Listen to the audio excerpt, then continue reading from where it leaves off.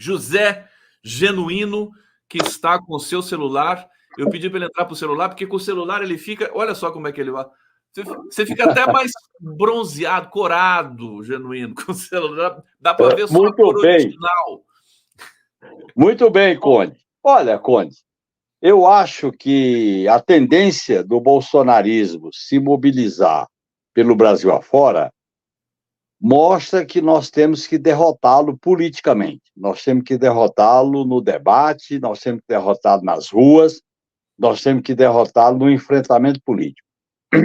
A extrema-direita não vai ser derrotada só na justiça. A justiça contribui, as investigações ajudam, mas o importante é a gente enfrentá-los, se opor à pauta que eles propõem, se opor ao discurso ideológico, se opor ao discurso entreguista e desmontar esse discurso da extrema-direita. Isso tem que ser enfrentado no debate político, na Câmara, no Senado, nas ruas, nos movimentos sociais, porque essa nova tática da direita de sair pelo Brasil afora fazendo mobilizações, isso mostra que eles vieram para ficar e querem fazer dessas mobilizações uma espécie de pré-campanha de 2024.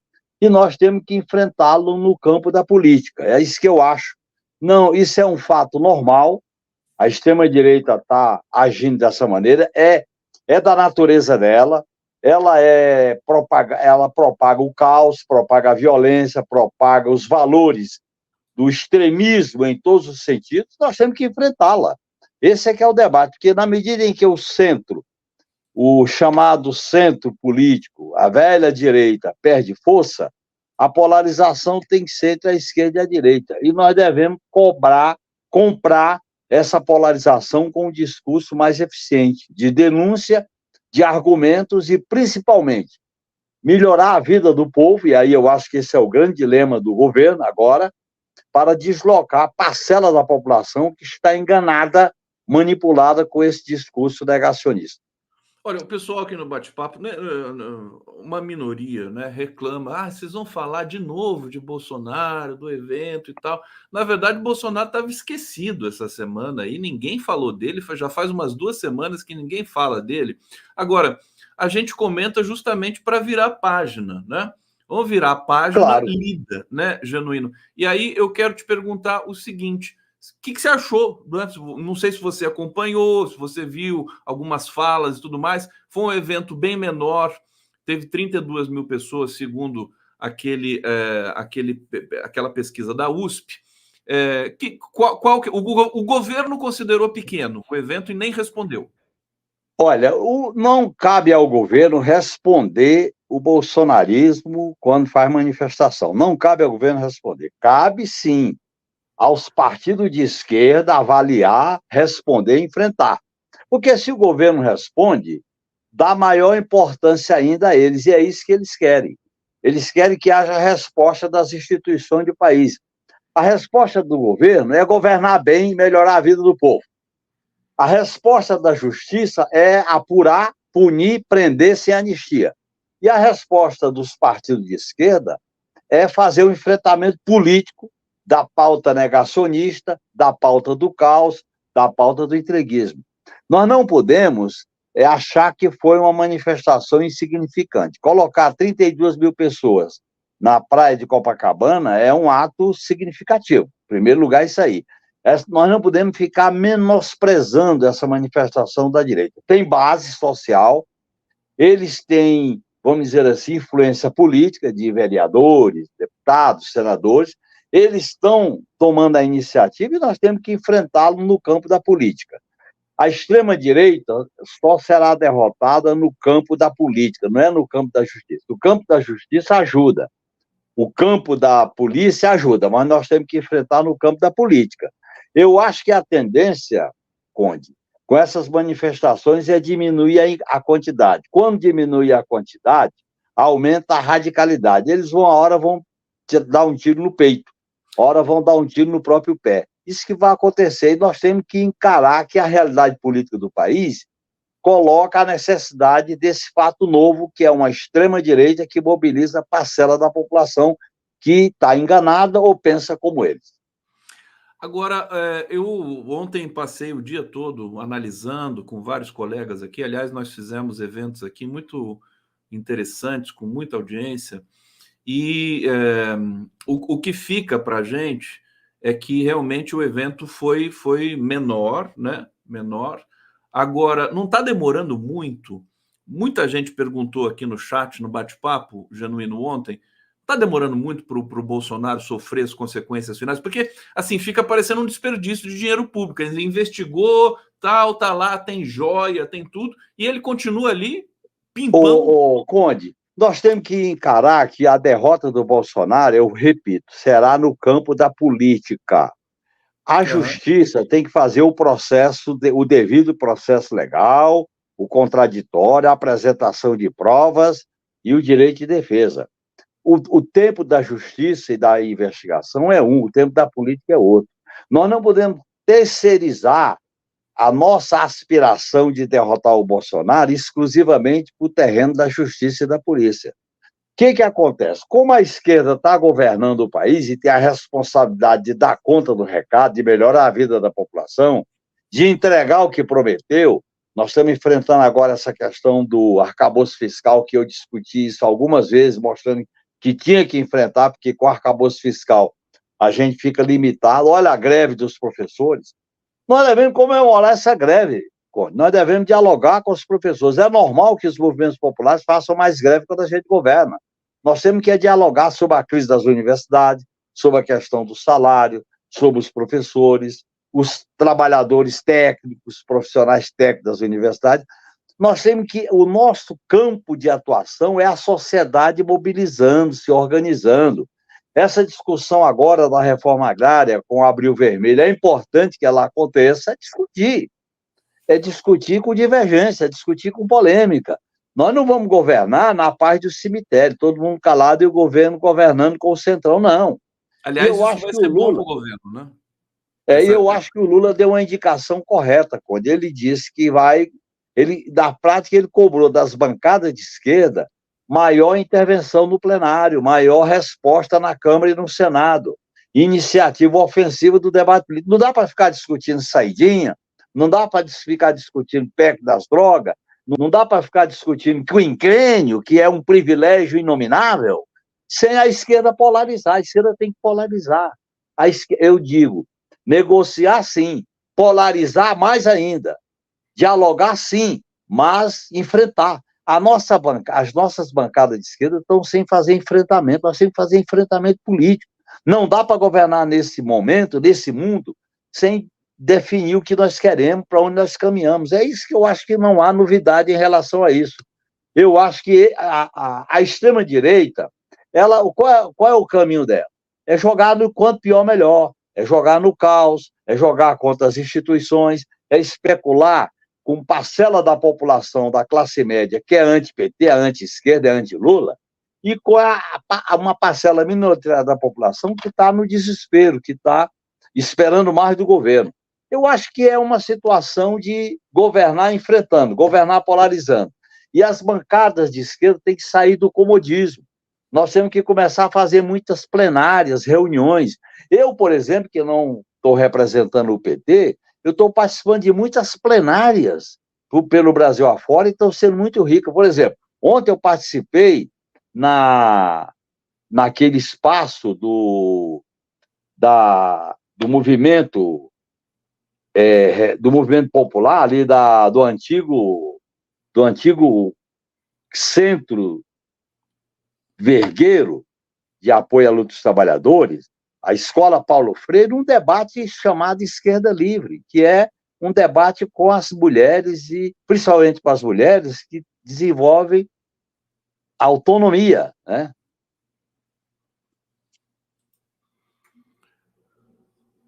O Zé travou um pouquinho aqui, mas agora já Pronto, voltou. voltou. Então, eu participei dessa plenária, está acontecendo muita coisa. E eu acho que nós temos que fazer esse tipo de debate na medida em que é possível a gente fazer esse trabalho de base, viu, Cody?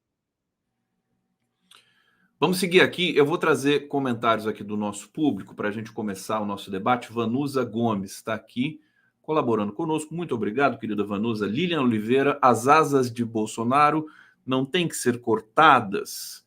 Obrigado, Lilian. A Luísa Rothbart, o Genuíno congelou aqui. Vamos ver o que aconteceu. Concordo com o Genuíno, mas não podemos desdenhar a direita. Não podemos terceirizar a luta da esquerda para o governo e o STF. Maria Estela Silva. A esquerda está cedendo lugar para a extrema-direita. Os cérebros esquerdistas estão inativos? Ela pergunta. Edson Antunes, eu vi crimes nos discursos. Se fosse a esquerda, a imprensa já faria campanha difamatória e pela justiça já estariam todos presos. Todos presos eu não sei, mas gritaria realmente, né? Ô, Genuíno, você me escuta, meu querido? Você está congelado aqui para mim, viu? Rui Abreu, muito bem, Genuíno, cada um com sua tarefa, judiciário que faça justiça e a esquerda que derrote político socialmente o bolsonarismo. A Lilian Oliveira está dizendo aqui, acordei com ressaca de Conde. Ressaca de Conde é condite, tá, gente? 4 lives ontem e agora tome mais Conde. Que overdose isso aqui, não pode, não pode. Ainda bem que tem um Genuíno aqui para dividir comigo. Geraldo Zé Ferreira, há tempos atrás a gente tinha prazer em assistir discursos empolgantes proferidos por lideranças políticas de esquerda e até mesmo de liberais. Hoje é raro algum discurso que empolgue.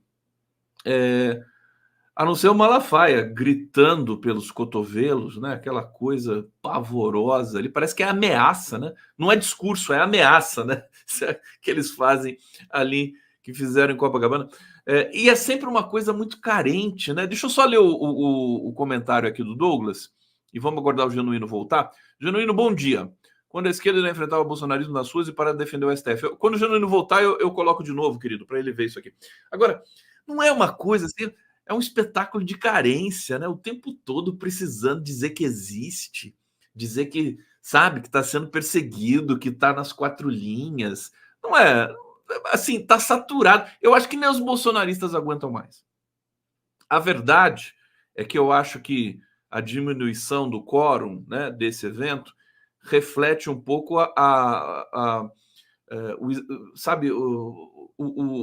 saturação desse discurso, que não se renova, é sempre atacando o Alexandre de Moraes, é sempre dizendo que as urnas eletrônicas... Não, as urnas eles não atacaram, eles disseram que é minuta do golpe, que era uma fraude, aquilo lá, que é a maior fake news do mundo, que não é minuta coisa nenhuma, que é só uma consulta do Bolsonaro. Na verdade, eles assumiram, né?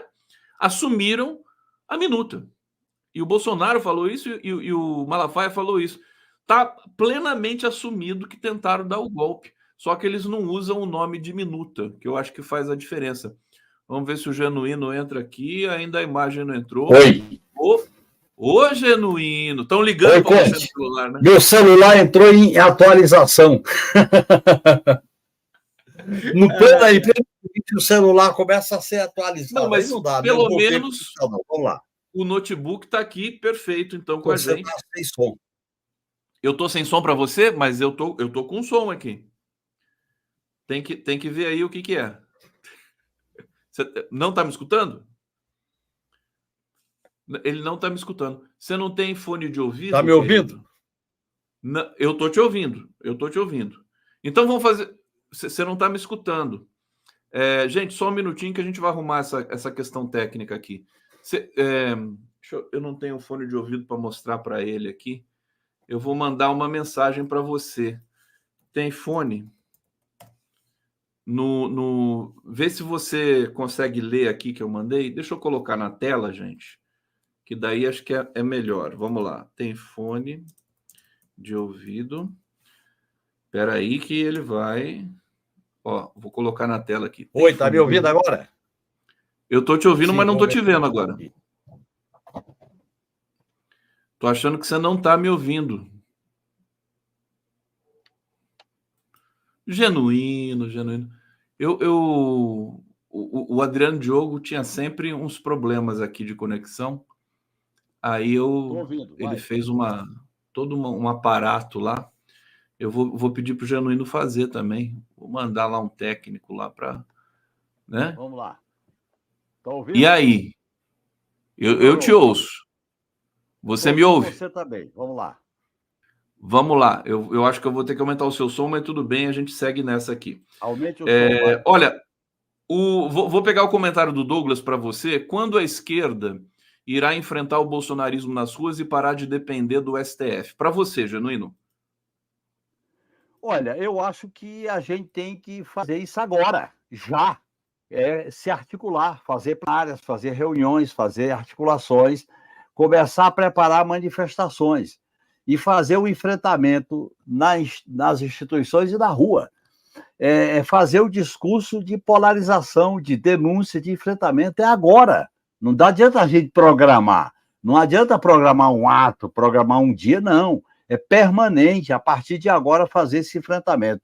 Eu estava me referindo, antes do nosso problema técnico, que o governo Lula está chamando a atenção da bancada para fazer mais enfrentamento, para ir para o debate na Câmara e no Senado. Ele está correto, eu sempre disse isso desde o começo. Negociar sim, mas polarizando. Dialogar sim, mas fazendo enfrentamento. É de a cara. Aonde a gente estiver atuando, aonde a gente estiver presente, fazer esse enfrentamento, no micro e no macro. A esquerda tem a tarefa, a responsabilidade de governar. E ela tem que dar conta do recado e melhorar a vida do povo. E trazer parte da população que está enganada com a extrema-direita para o apoio ao governo. Isso é um trabalho político, é de ganhar corações e mente para esse processo. É um trabalho pedagógico, é um trabalho de influência política, de corpo a corpo junto à população. É isso que nós temos que fazer, mobilizar os movimentos, os partidos para fazer esse trabalho de rua. Então vamos repercutir um pouco aqui a situação do governo.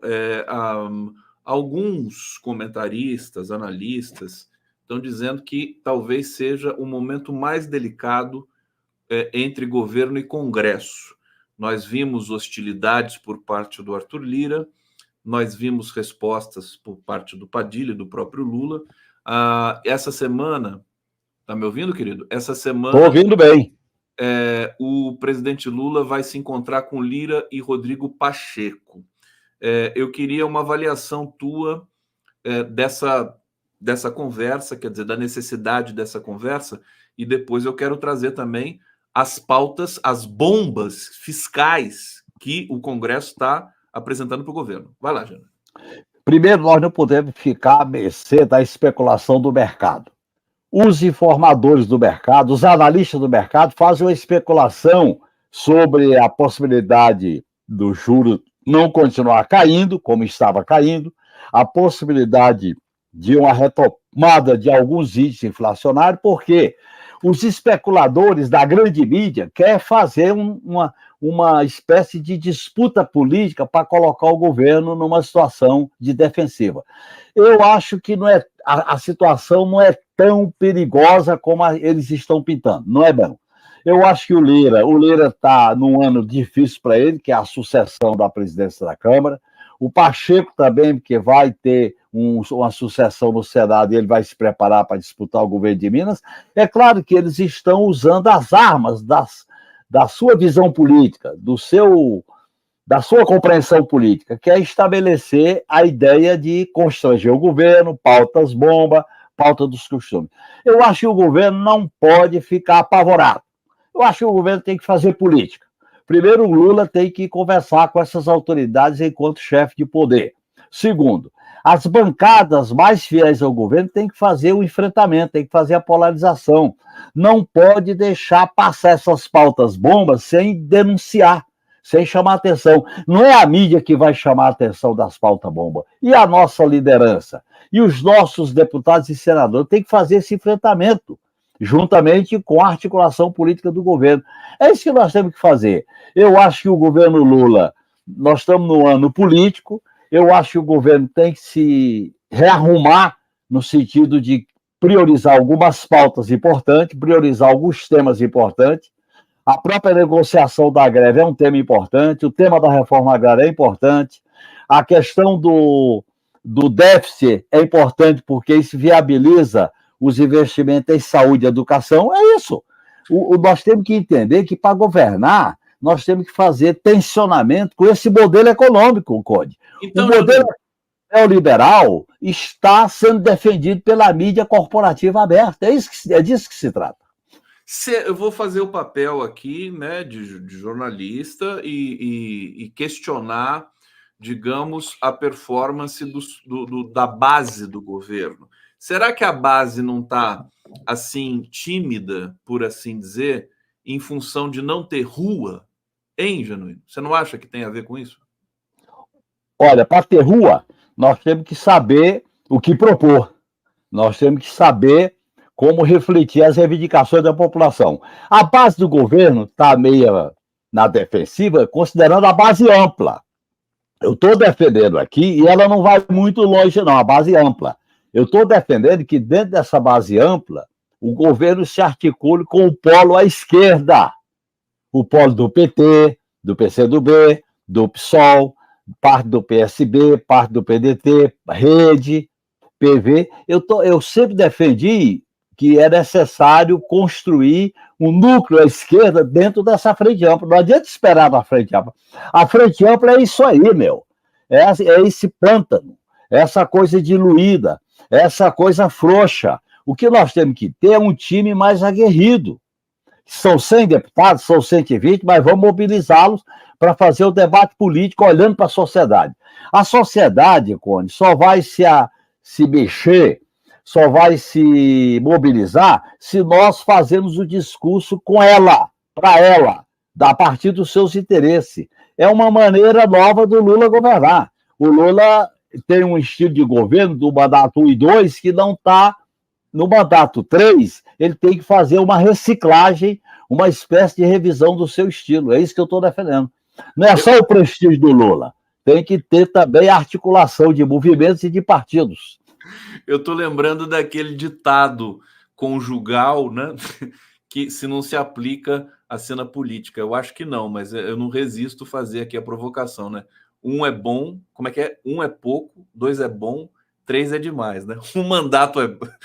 Um é pouco, 2 é bom, 3 é demais. O Lula não queria o terceiro mandato lá atrás, né? Você lembra disso? Você lembra que todo mundo queria que ele fosse candidato, que mudasse a Constituição? Ele não quis. Democrata. O Lula é democrata demais, ô Genuíno. Esse é o defeito dele. Agora, só vou fazer... Não existe democrata demais, Conde. Ele é um democrata. E nós temos que ser democratas. Nós temos que ser democráticos para fazer o enfrentamento com o modelo neoliberal, que é um modelo autoritário, impositivo, canibalesco. É o capitalismo canibal, como diz a Nancy Fraser. Grande, Genuíno. Então, vou fazer outra provocação. Sabe o que eu percebo, Genuíno? Você que tem tanta experiência com o Congresso também, eu vejo o Rodrigo Pacheco também uma figura pouco confiável pelas pautas que ele tem feito, de afronta ao STF, na minha visão, modesta visão, e também a bomba fiscal que ele acabou de lançar agora com a questão do quinquênio. Mas ele, como ele é pré-candidato ao governo de Minas, ele fica mais pianinho. Você acha que para resolver o problema com Lira, o Lula tem que falar para o Lira assim: você não quer ser candidato ao governo de Alagoas? Porque daí acho que ele vai baixar a bola, né, Jânio? O que você acha, Jânio? Olha, Conde, não é dessa maneira, eu acho. Primeiro que a gente criou uma ilusão com o Pacheco. O Pacheco tem um perfil de direita, mineiro de direita, que quer construir sua carreira política. E ele, é claro, ele faz o jogo. Essa pauta bomba, olha, a principal pauta bomba é essa do quinquênio. Essa história do quinquênio é gravíssimo. É a principal pauta bomba que está tramitando no plano. Nós temos que derrotá-la. Por quê? Porque essa pauta bomba dialoga com o corporativismo do sistema de justiça e nós temos que denunciar isso. E fazer esse enfrentamento sem sectarismo, mas fazer com radicalidade. Nós não podíamos ter deixado essa pauta bomba passar sem obstruir, sem criar confusão. É isso que está faltando à esquerda e à bancada do PT. Deixa eu só falar aqui uma coisa importante. Se não tiver voto para vencer uma matéria, você obstrui, né? O PT não obstrui nada. Né? Se a obstrução é derrotada, você denuncia, você marca posição, você chama a sociedade para, olha, está faltando dinheiro para a saúde, para as universidades, está faltando dinheiro para a reforma agrária, e eles estão aprovando uma pauta para dar quinquênio para as carreiras de Estado do Judiciário e do Ministério Público. Nós temos que denunciar. Está faltando dinheiro para a segurança pública. Olha o que eles estão fazendo. Isso é nós não podemos imaginar que a aliança da Frente Ampla é só concordar com tudo dela, não. Nós temos que polarizar, nós temos que enfrentar. A bancada nossa de esquerda ficou muito cordata, ficou muito ecumênica, o jeitinho. Não adianta a gente enfrentar com esse jeitinho mineiro. Tem que fazer o debate democrático e radical, porque vai na raiz das coisas. Eu vou provocar de novo, porque hoje eu estou muito provocador, Genuíno. Estou Eu empolgado. estou vendo, meu. O fracasso da micareta do Bolsonaro, que não é bem um fracasso, mas tudo bem. Agora, me diz uma coisa, isso não é um pouco o espelho da postura do presidente Lula? O Lula não gosta de comprar briga, né? Ele gosta de cuidar bem dos aliados, sobretudo daqueles que não são do campo. Você não acha que é um pouco isso? Quer dizer, ou o Lula não tem nada a ver com isso? Eu acho que o estilo de não comprar briga não dá conta de todas as tarefas da governabilidade hoje. O Lula tem que escolher algumas brigas e comprar dialogando com a sociedade. Outras brigas, o partido dele compra. Outras brigas, a esquerda compra. Tem que. Conde, não dá para governar diante de uma crise sem comprar brigas. Tá aí, isso é o Genuíno. Genuíno, o que você achou da revisão do arcabouço que mexeu aí com o mercado, que o Haddad foi, né? Não sei se o Haddad teve uma derrota ou se ele mesmo resolveu comprar a revisão do déficit para 2025. O que você achou dessa? Olha, a revisão do arcabouço fiscal era necessária, porque nós não podemos governar sob a tutela do mercado, sob a tutela do sistema financeiro, sob a tutela do austericídio. Não dá. A gente já dizia isso. A questão das políticas sociais, a questão dos investimentos em educação, saúde, previdência, salário mínimo, é a questão primeira do nosso governo. Portanto, eu acho que o Lula agiu certo. Não dá para a gente cair numa tirania fiscal como se fosse um credo imutável. Se a gente vai por esse caminho, é o caminho da derrota. Veja o que aconteceu com Alberto Fernandes na Argentina. Foi derrotado e quem vem no lugar dele? Milei. Não dá.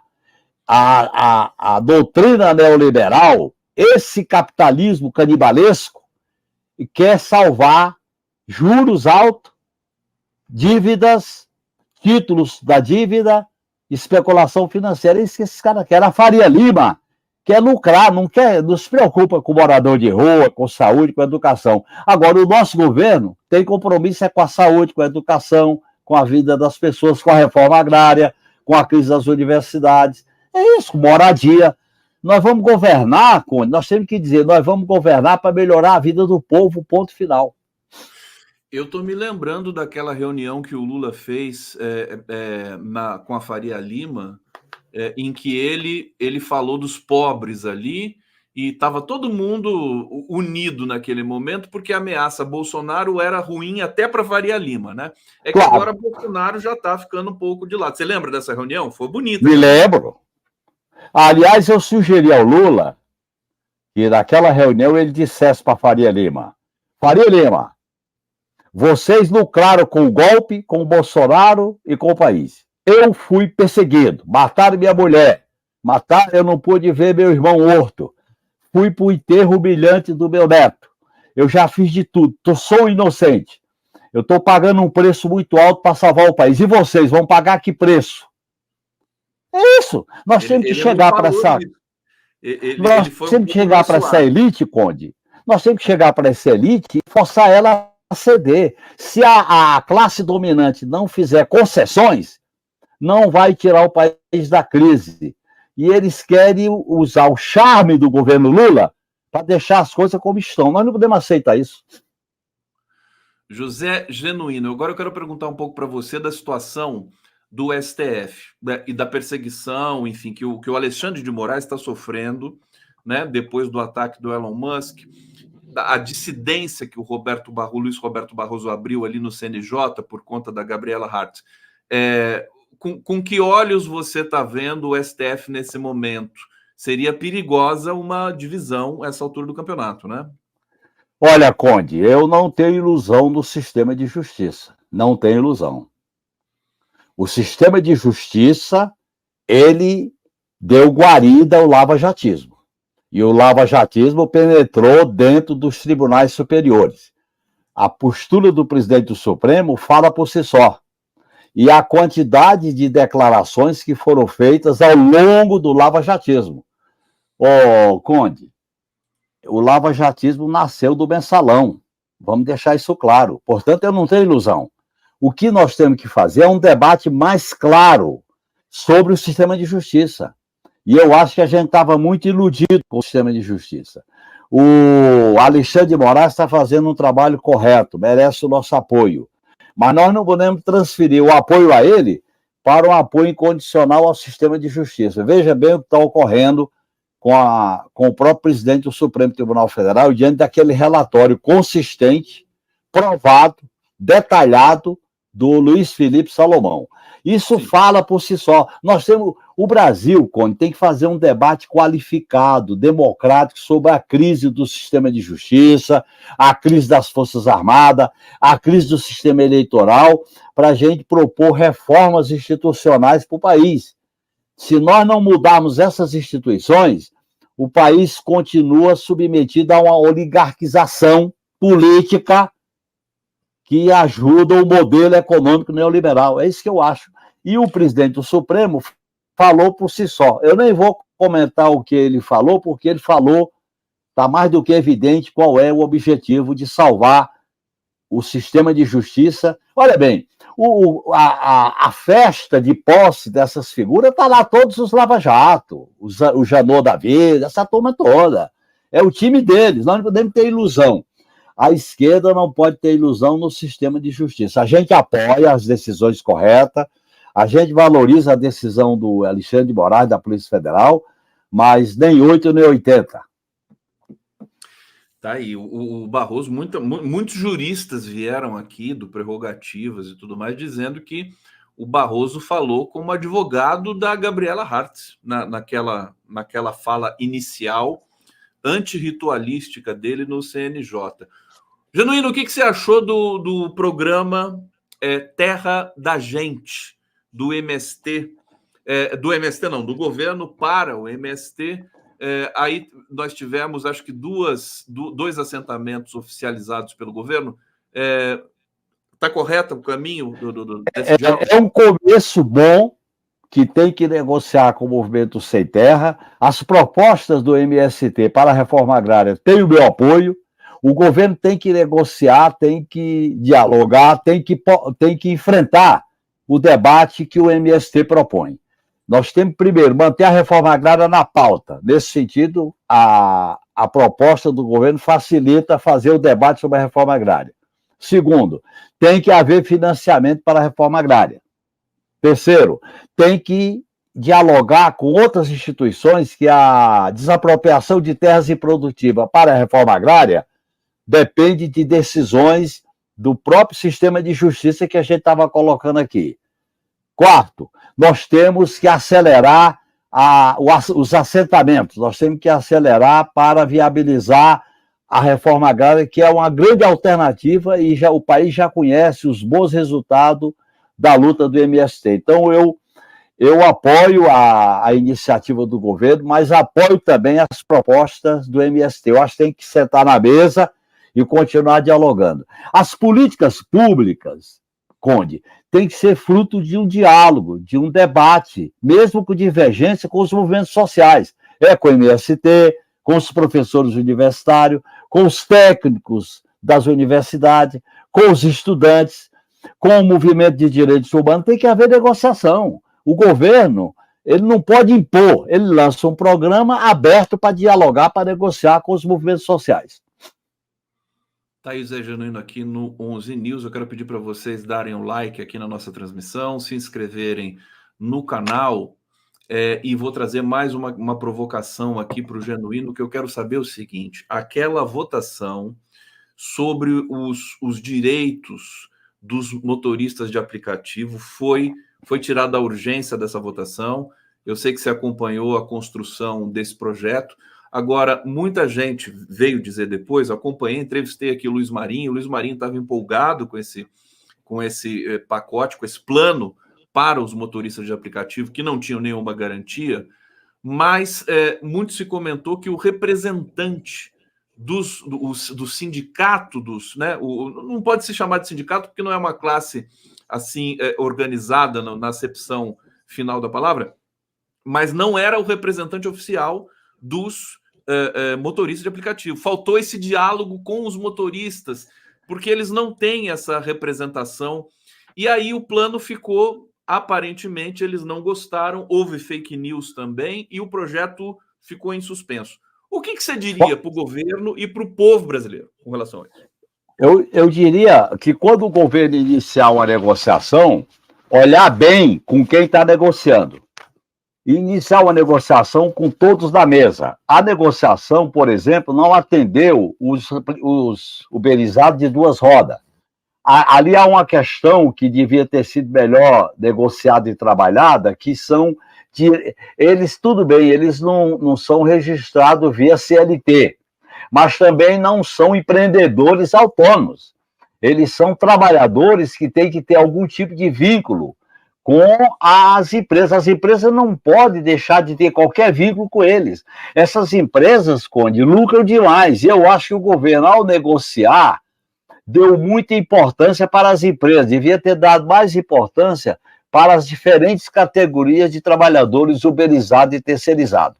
Eu acho que o governo tem que retomar a negociação, chamando todo mundo para a mesa, ouvindo todo mundo, ver quais são os pontos de consenso e fazer o seguinte processo. Primeiro, processual. Vamos unir aquilo que é possível e vai construindo uma unidade, sem pressa, porque é uma coisa nova, polêmica, que tem que ser bem trabalhada, porque alguns setores dos trabalhadores uberizados ficaram de fora dos benefícios do projeto.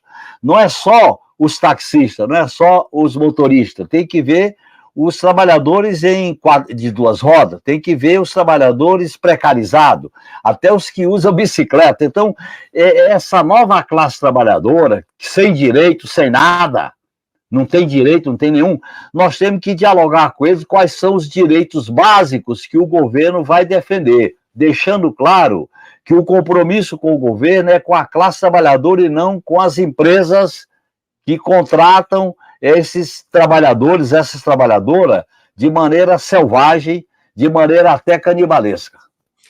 O que alguns analistas disseram, inclusive vou citar aqui o Fernando Horta, historiador, que ele leu o projeto com cuidado, o plano para os motoristas de aplicativo, era uma cópia do plano do que foi estabelecido e recusado nos Estados Unidos, redigido pela Uber praticamente. Então tem que tomar muito cuidado, né? Porque claro. Aliás, eu queria destacar para você que as críticas feitas pelo professor Ricardo Antunes, da Unicamp, são críticas procedentes que o governo devia ouvir, devia ler, devia fazer um debate mais esclarecedor para o governo não entrar em qualquer proposta que é feita. O governo tem que estar atento a aos alertas que a gente pratica aqui, né? São questões novas, né, Conde? São questões novas, são questões tudo diferente, surpreendentes. Né, Genuíno? Lógico, tudo muito diferente, nós temos que estar atento a isso. Genuíno, o meu próximo convidado, que por acaso é o Zé Eduardo Cardoso, ele ainda não chegou aqui. Você pode ficar mais um pouquinho comigo? Ou claro. Tem que sair? É bom Pode? Ficar com você, posso. Isso é o Genuíno. Então eu vou para o bate-papo aqui, Genuíno, para a gente seguir na nossa resenha aqui. Sandra Maria está aqui colaborando conosco. Edson Antunes, Fazenda Mariana em Campinas está improdutiva, aguardando a política do prefeito Saad para a construção de condomínio para gente rica. O MST a ocupou. Bom, isso é uma boa notícia, né? Quer dizer... Claro, o movimento social tem que ocupar, pressionar. Olha... Governo de esquerda tem que ser pressionado pelo movimento popular. E a pressão do movimento popular não pode apavorar os governos de esquerda.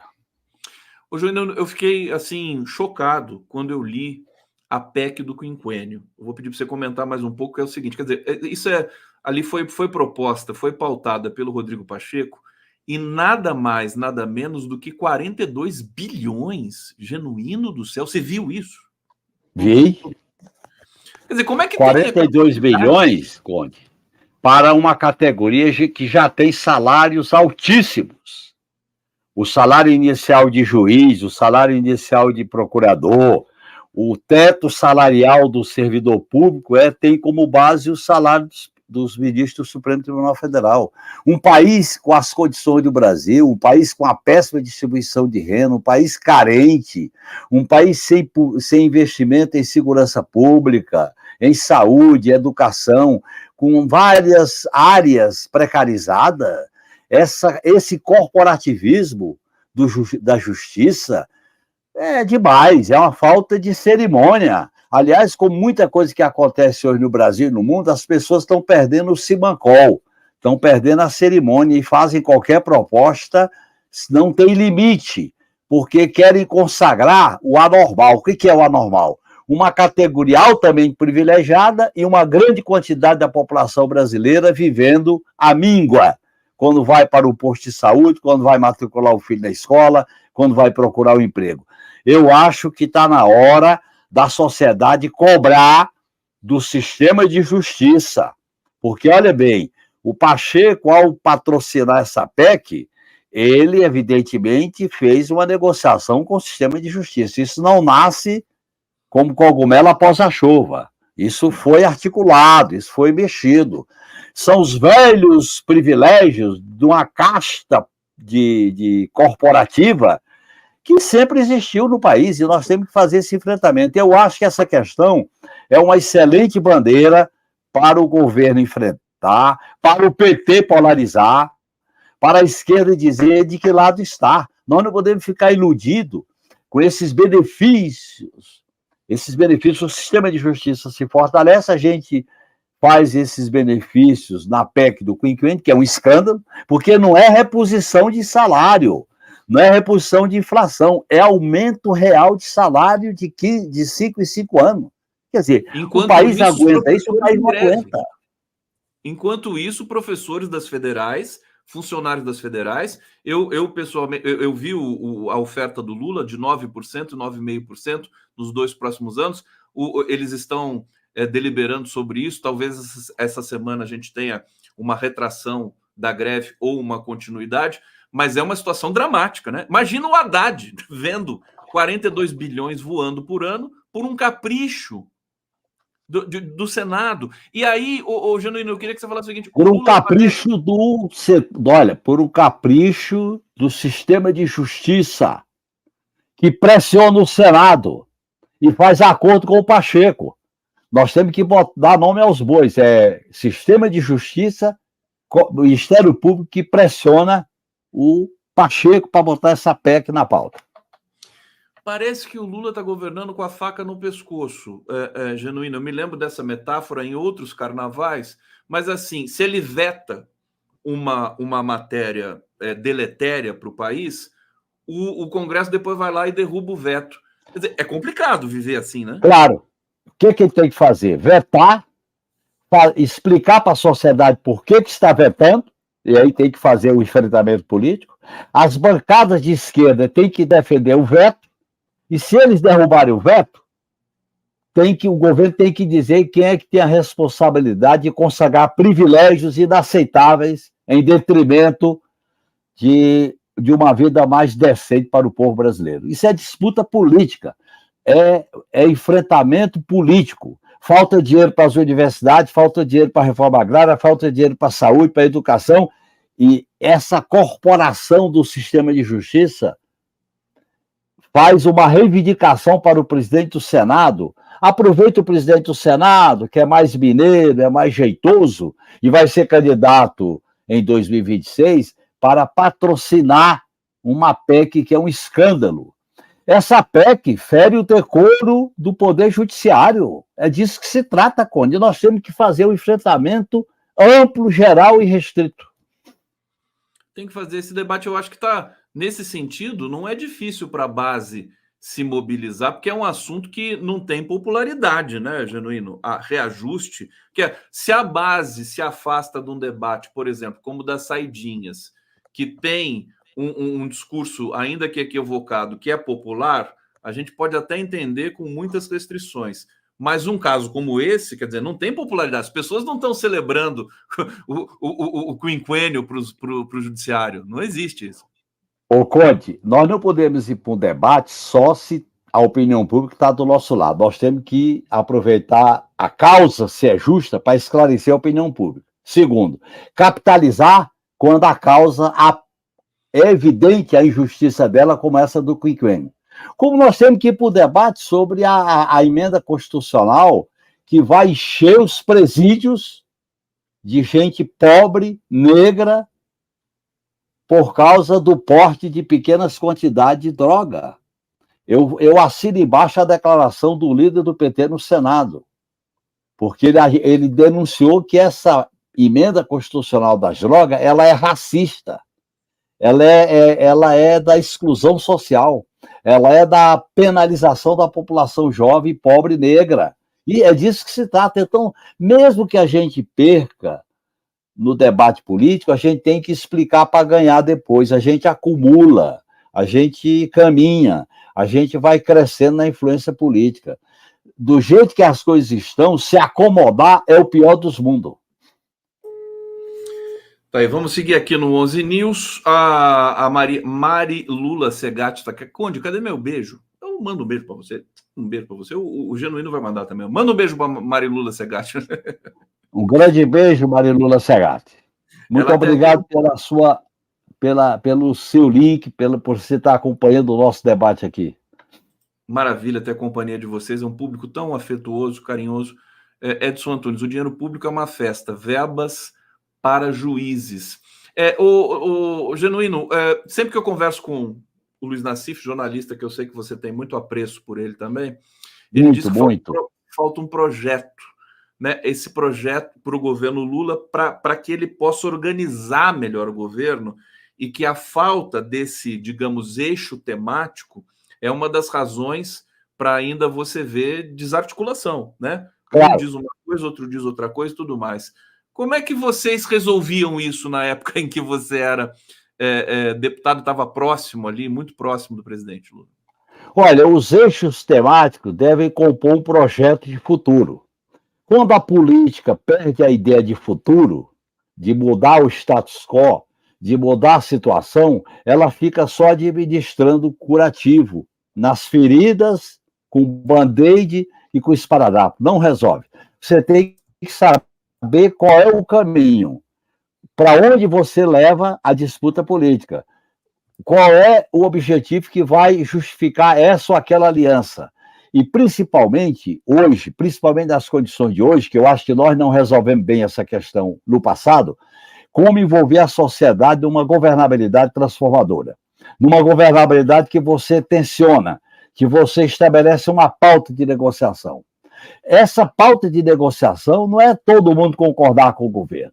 É também o debate, a divergência, a polêmica que você faz entre os movimentos e o governo. Eu acho que o Brasil está amadurecendo as condições para um outro momento da governabilidade do país. Eu acho que o Brasil está explicitando a pauta. Por exemplo, reforma no sistema de justiça, reforma na segurança pública, reforma nas Forças Armadas, reforma nas políticas públicas, com financiamento, reforma na criação de emprego, na nova política de industrialização do país, reforma na presença do Brasil no mundo. Eu acho que são vários temas que dão sentido a um projeto democrático e popular que, no meu modo de entender, tem que ter como alvo principal enfrentar a direita, mas também se opor ao credo neoliberal, ao catecismo da tirania fiscal, ao catecismo das privatizações, ao catecismo da hegemonia do capital financeiro. Agora eu quero entrar contigo, Genuíno, se você me permite avançar mais um pouco aqui, porque o Zé Eduardo acho que não claro. vai dar algum problema. Eleições municipais, eu sei o quanto você está envolvido, né, em todos os sentidos com a eleição do Boulos em São Paulo, me corrija se eu estiver enganado. Como é que estão esses preparativos e a construção dessa linha e desse projeto, digamos assim, para a campanha do Guilherme Boulos? Pela primeira vez, o PT não vai ter um candidato em São Paulo, e isso também é representativo não só para o PT, mas para uma nova configuração da esquerda, que Claro, já tem o é uma Boulos como nova, uma liderança é, estabelecida. é uma nova configuração do caminho para a esquerda. A candidatura do Boulos está construindo, com as consultas aos movimentos populares, as bases de um programa. Tem uma coordenação que está discutindo e debatendo as questões centrais, os cenários. Nós estamos trabalhando com a avaliação da crise do atual prefeito, que a cidade de São Paulo está passando por uma crise violenta, os reflexos da privatização da Sabesp na questão, particularmente da cidade de São Paulo, e a crise das políticas sociais na cidade de São Paulo. O setor de transporte, o setor da educação, que está enfrentando uma visão mercantilista, neoliberal, do atual secretário de Educação, do Tarcísio, que está unido assim com o atual prefeito, que é o tal de Nunes, que se preocupa muito mais em cavar buraco e fazer propaganda com asfalto para enganar a população.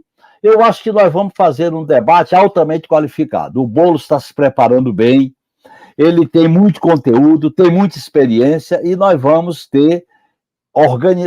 organizar um bloco, um polo, na área social, na área do movimento popular, na área da intelectualidade, na área dos gestores públicos, na área das alianças que vamos fazer, além dos partidos, das alianças no plano social, no plano político, para viabilizar a eleição do Boulos, que para nós, da esquerda, é fundamental, porque São Paulo é uma metrópole com dimensões mundiais. O que acontece aqui reflete no Brasil inteiro, e eu acho que a campanha está começando bem.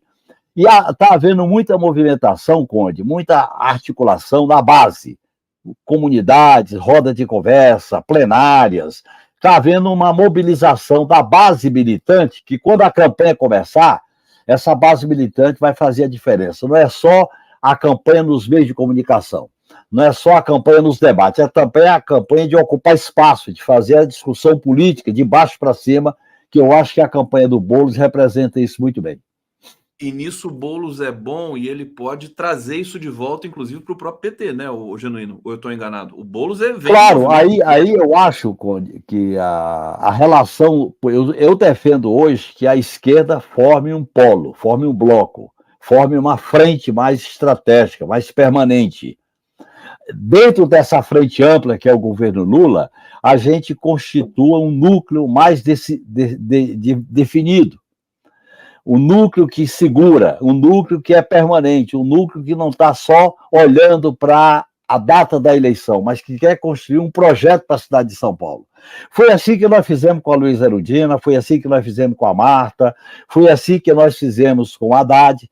Eu acho que a candidatura do Boulos pode representar esse grande salto no preenchimento desse vazio político, desse desânimo, dessa falta de perspectiva que está atingindo muitos militantes, companheiros e companheiras que está, vamos dizer assim, diante de uma certa impotência, diante de um certo medo. Eu acho que a campanha tem que ser articuladora de uma alternativa que pode ser viável pelo processo eleitoral. Agora, qualquer alternativa de governo nesses moldes tem que contar com a sociedade. E eu acho que a candidatura do Boulos tem um lastro, tem uma pegada na sociedade muito positiva. Então vamos falar um pouco, Genuíno, da situação, do contexto aqui em São Paulo. Isso significa falar um pouco de Tarcísio de Freitas, mas antes falar do Ricardo Nunes. Como é que você está avaliando, não as pesquisas estão dando empate técnico entre Nunes e Boulos, com a Tabata ali em terceiro lugar, com uma performance forte da Tabata, diga-se de passagem, na minha visão. Agora, o Ricardo Nunes, com o governo que ele faz, com o contexto em que ele trabalha, com as pressões que ele sofre, inclusive da ala bolsonarista, qual projeção que você faz da performance dele e do debate que pode acontecer com o Guilherme Boulos? Olha, é a polarização principal. Quando a campanha começar, essa polarização vai dominar o debate. Eu acho que São Paulo não tem espaço para uma espécie de terceira via, representado pela Tabata. E eu acho que essa polarização contra o Ricardo Nunes, contra os projetos do Tarcísio de Freitas, na área da segurança, na área das privatizações, na área da crise da educação, da própria crise da saúde, nós vamos fazer um enfrentamento polarizado e politizado. Eu acho que é esse enfrentamento que vai dar a tônica da eleição em São Paulo. A candidatura da Tabata, ela tem legitimidade para ser candidata, ela tem um perfil para ser candidata, nós temos que respeitá-la, mas é a disputa política que vai dar o tom de quem vai para o segundo turno. Eu acho que essa polarização será bem-vinda, uma polarização democrática, clara, evidente, que não é aquele pântano da terceira via, não é aquela, vamos dizer assim, aquela coisa diluída do muro da terceira via. E eu acho que a campanha eleitoral, quando ela começar, a própria crise vai indicar as polarizações da campanha eleitoral, viu, Conde? E eu acho que essa polarização vai ser principalmente entre Boulos e Ricardo Nunes. Crise, que crise, Jéssica? Qual das crises você está falando? Todas elas. A crise econômica, a crise social, a crise política, a crise da falta de perspectiva, a crise ecológica, a crise energética. Olha a crise energética em São Paulo. Olha a crise energética em São Paulo. Olha a crise das privatizações do setor elétrico em São Paulo. Olha a crise da segurança pública, que não foi resolvida com a militarização da Guarda Municipal. Né? Olha a crise com o problema dos moradores de rua. Olha a crise com o sistema educacional, com esse secretário que impõe um modelo de educação que vai favorecer aquela educação manipulada, a educação orientada pela tecnologia apenas, pelo ensino à distância. Nós vamos ter que fazer esse debate. É um novo modelo de políticas públicas para São Paulo. Eu acho que essa crise, diante de uma crise desse tamanho, São Paulo é o epicentro dessa crise. E nós temos que apresentar, com a candidatura do Boulos, uma alternativa para enfrentá-la. Não adianta a gente fazer uma campanha eleitoral água com açúcar, não adianta fazer uma campanha eleitoral apenas falando dos problemas de maneira de passagem. Nós temos que aprofundar o diagnóstico e as soluções para resolver a crise.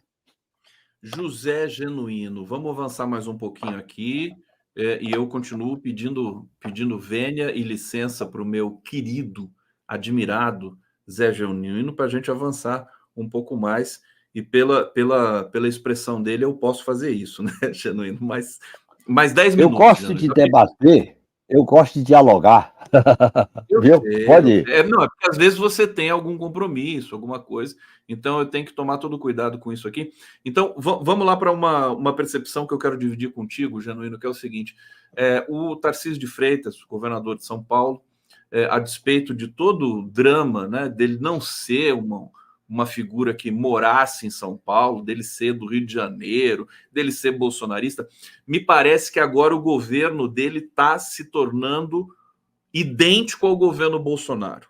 Né? Ele tinha algumas diferenças, mas agora me parece idêntico. Até porque ele chama para secretarias exilados do governo Bolsonaro. Mas por que eu estou dizendo isso? Porque ele está assediando a TV Cultura, porque ele mudou toda a cúpula da Polícia Militar do Estado de São Paulo, porque ele vai privatizar a Sabesp, enfim, por várias...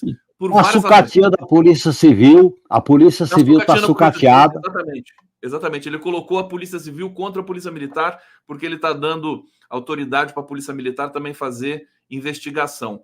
Eu quero uma avaliação tua do papel do Tarcísio e do que a oposição aqui em São Paulo como a oposição deve proceder. A oposição em São Paulo é aguerrida. Eu acho que ela é mais forte do que a de Brasília.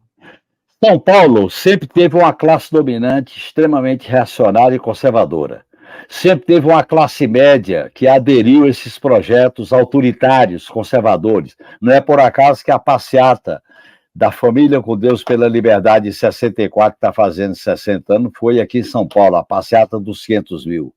Não é por acaso que o interior de São Paulo são ilhas de conservadorismo ideológico, político e cultural. Porque aqui em São Paulo, Conde, o capitalismo, esse capitalismo monopolista, esse capitalismo meio selvagem, esse capitalismo que não iniciou sem respeitar direitos trabalhistas, esse capitalismo construiu uma dominação política muito acentuada, muito forte, e criou instrumentos de hegemonia também muito forte. Então, São Paulo tem uma base de extrema-direita.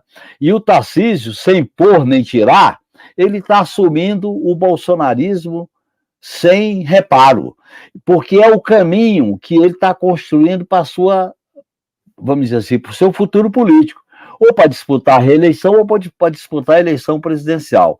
Nesse sentido, eu acho que São Paulo está mostrando que a disputa de ideias, a disputa política, a disputa dos temas como segurança pública, como modelo de desenvolvimento, como modelo de políticas sociais, como a questão do desenvolvimento de um projeto para São Paulo é extremamente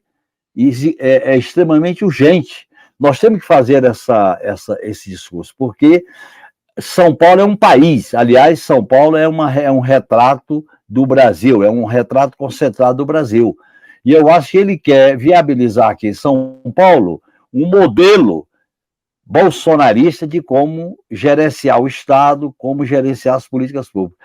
O debate à oposição aqui em São Paulo tem uma dimensão internacional muito forte, e nós temos que ter essa dimensão e essa noção. Eu acho que ele não é um adversário qualquer. É um adversário que nós temos que nos preparar para enfrentá-lo, seja na reeleição, seja como um quadro da extrema-direita para disputar os rumos do país da eleição de 2026. Portanto, a eleição aqui em São Paulo não é uma eleição qualquer, viu, Conde? Viu, Altamir? É uma eleição que tem uma repercussão nacional muito grande, e nós temos que entendê-la desta maneira.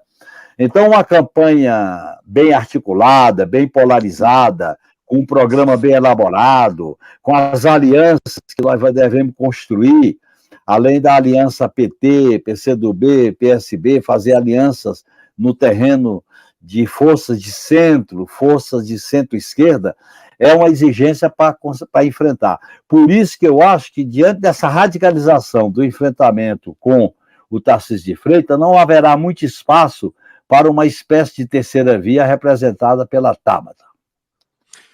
Tá aí o Zé Genuíno e a chegada do nosso querido Altamiro Borges. Bem-vindo, Altamiro. Obrigado por vir um pouquinho antes aqui, porque a gente teve esse imprevisto hoje aqui. Se você não pudesse vir, eu ia ficar aqui, o Genuíno ia ficar comigo aqui, porque ele é meu amigo, né? Genuíno, desculpa. Mexeu com o Genuíno, mexeu comigo. O Genuíno é meu amigo, né? E agora... E mexeu com o Altamiro, mexeu comigo. Mexeu comigo, Conde. Mexeu com o Conde que se lasque, então, né? Para os dois. Né? Não, mexeu com o Conde e mexeu comigo. Mexeu comigo e mexeu comigo. Pronto. Grande. Ó, antes de me despedir do Genuíno, deixa eu trazer os comentários aqui. Ô, Altamiro, bem-vindo, viu? Tudo bem com você? Tudo tranquilinho. Tranquilinho. Prazerzão em reencontrar com um grande Genuíno, grande figura. Muito obrigado, Miro. Muito obrigado. Grande o figura. Genuíno cada vez melhor, parece vinho esse cara. Como é que pode uma coisa dessa? Isabel Reis está aqui colaborando. Edson Antunes, tem que haver uma lei para proteger os projetos sociais que funcionam. A lei destrói tudo que é bom porque não é projeto deles. Absurdo. Isabel Reis, Genuíno, você é uma esperança, colhe em bolos. Tabata não nos convence. Ricardo, Deus nos livre. É bolos. Quer dizer, o bolos que tem que colar no Genuíno, né? Carlos França, sempre um prazer ouvir as análises do Genuíno, muito pé no chão, enxerga muito além. Adiler Sonório, que é meu amigo aqui em Caçapava, está dizendo, foi apresentado ao Genuíno pelo Carlinhos Almeida, em 1995. Grande Carlinhos Almeida, que foi prefeito de São José dos Campos. Prefeito de São José. Gesilda Lima, Genuíno está certíssimo, enfrentamento pela sociedade civil é um instrumento fundamental de sustentação do governo. E aqui, finalmente, Deucele Mascarenhas, Conde, querido Conde, eu, como uma professora, fico corada de vergonha alheia diante da PEC do quinquênio. Genuíno, obrigado, viu? Um abraço, Conde, um abraço, Viro. Até a próxima segunda-feira.